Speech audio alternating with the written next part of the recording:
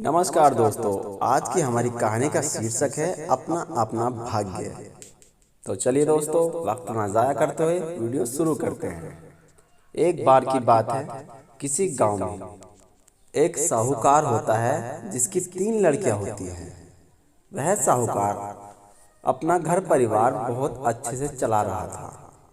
काफ़ी अच्छा कारोबार था। काफ़ी अच्छे कारोबार होने के कारण काफ़ी अच्छी खाली खेती भी थी और जी सब कुछ उसका ठीक ठाक चल रहा था। एक दिन वह साहूकार अपनी तीनों बेटियों को बुलाता है और उनके सामने कहता है, सबसे बड़ी लड़की से कहता है कि बेटी, तुम किसके भाग्य का खाती हो? तो बड़ी लड़की जवाब देती है, पिताजी, आपके भाग्य का। और फिर साहूकार अपनी बिचली लड़की से यानी दूसरी नंबर की लड़की से बोलता है कि बेटी, तुम किसके भाग्य का खाती हो? दूसरे नंबर की लड़की भी यही जवाब देती है कि पिताजी, आपके भाग्य का खाती हूँ। इस पर साहूकार काफी खुश होता है और मन ही मन बहुत ही प्रसन्न होने लगता है। जब वह अपनी छोटी लड़की से यह प्रश्न पूछता है कि बेटी, तुम किसके भाग्य का खाती हो, तो उसकी छोटी लड़की यानी सबसे छोटी लड़की का जवाब सुनकर वह दंग रह जाता है। वह छोटी लड़की उसे जवाब में कहती है कि पिताजी, अपने भाग्य का खाती हूँ। इस पर साहूकार काफी गुस्सा होता है और क्रोधित होकर वह अपने कमरे की ओर चला जाता है।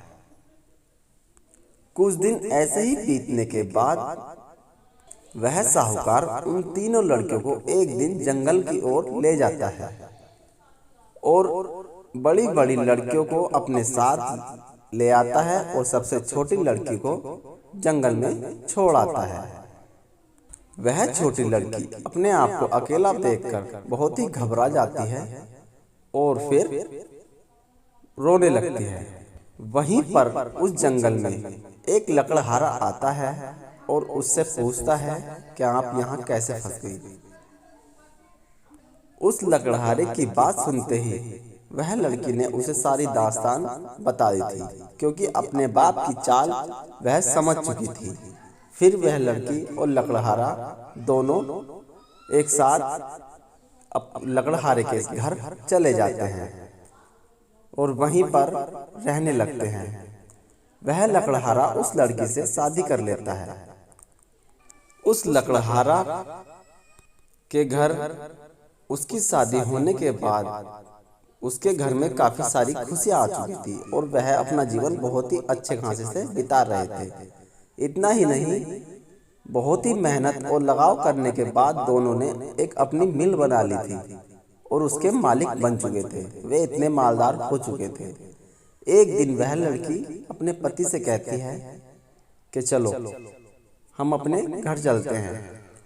और वह लड़की जब अपने घर आती है तो क्या देखती है, उसके पापा बहुत बीमार हैं और उनका खान पीन भी थोड़ा कम हो चुका था और उनकी जो आर्थिक व्यवस्था थी वो तितर बितर हो चुकी थी।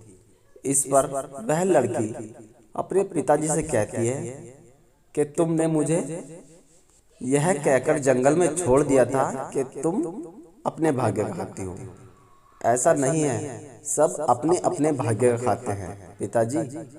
यह सुनकर उसका पिता बहुत ही शर्मिंदगी महसूस करता है और सारी बात समझ जाता है। तो दोस्तों, कैसी लगी आज की हमारी कहानी आपको अच्छी लगी है तो हमारे वीडियो को लाइक और चैनल को सब्सक्राइब जरूर करें।